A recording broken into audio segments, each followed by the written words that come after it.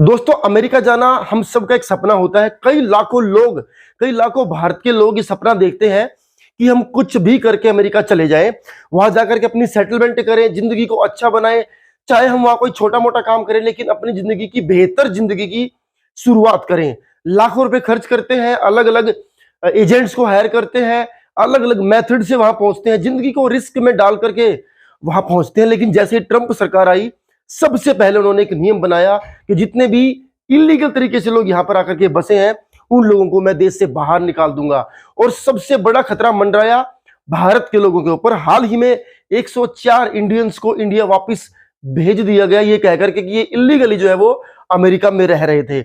उनमें से कई लोगों ने अलग अलग एजेंट्स के खिलाफ एफआईआर तक भी दर्ज कराई है। वजह साफ है कि उन्होंने 50-50 लाख रुपए अपनी एक एक 2-2 एकड़ जमीन बेच करके अपने उस सपने को पूरा करने के लिए अमेरिका जाना प्रेफर किया। उनको लगा कि शायद वहां जाएंगे तो जिंदगी बहुत अच्छी होगी, लेकिन ट्रंप सरकार ने वो सभी जो उनके मंसूबे थे उनको ध्वस्त कर दिया है, उनको बिल्कुल तोड़ मरोड़ दिया है। और ये जाहिर कर दिया कि अब किसी भी ऐसे देश के नागरिक को जो इलीगली वहां पर आकर के बसा है, उसको हम लोग बर्दाश्त नहीं करेंगे। उन सबको वहां से बाहर कर दिया जाएगा। इवन जो बच्चे अमेरिका की जमीन पर पैदा होते हैं, उनके लिए भी नियम बदलने की फिराक में है। ट्रंप सरकार की अब तक नियम क्या था कि बच्चा अगर कोई पैदा होगा अमेरिकन सॉइल पे तो वो ऑटोमेटिकली अमेरिकन सिटीजन माना जाएगा, लेकिन अब ऐसा नहीं है। पेरेंट्स के पास प्रूफ होना जरूरी है, तभी वो बच्चा अमेरिकन सिटीजन कहलाएगा। ये वहां के संविधान में लिखा हुआ है, लिखित में है। हालांकि इतना आसान नहीं है इस नियम को बदलना, लेकिन ट्रंप सरकार की चाहत है।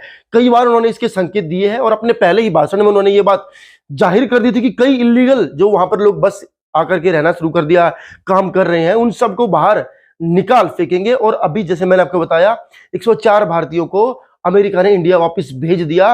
ये लोग वहां कोई ऑफिसर नहीं थे दोस्तों, ये बस अपनी अच्छी जिंदगी जीने की चाहत में वहां पर गए थे। लाखों करोड़ रुपए खर्च करके वहां पर गए थे, अपना यहां से सब कुछ बेच करके वहां गए थे।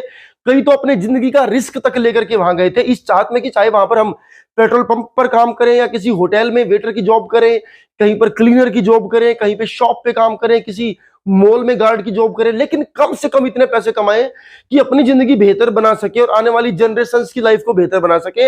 इंडिया में जो पीछे छूट गए हैं उनकी जिंदगी को बेहतर बना सके। अब ये तो भविष्य ही बताएगा कि उनकी जिंदगी बेहतर होगी या उनकी जिंदगी कहीं की भी नहीं रहेगी। ना वो अमेरिकन रहेंगे और इंडिया में सब कुछ उनका लूट चुका होगा, तो कैसे वो सर्वाइव करेंगे दोस्तों? ये तो खैर सोचने वाली बात है। लेकिन हाँ, बार बार मोदी जी और ट्रंप ये जरूर कहते हैं कि हम एक दूसरे के दोस्त हैं। तो दोस्ती कैसे निभाई जा रही है, ये सवाल अपने आप से पूछेगा।